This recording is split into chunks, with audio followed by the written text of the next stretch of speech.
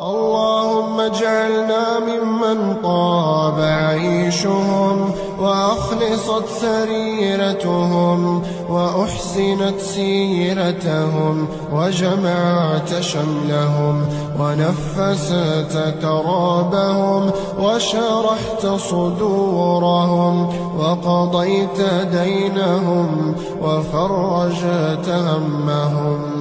وأجبت سؤالهم ورفعت قدرهم وأعليت منزلتهم ورفعت درجاتهم وأقلت أثرتهم وجبرت كسرهم وأحسنت خلقهم وأنت قلوبهم ويمنت كتابهم وطهرت نفوسهم.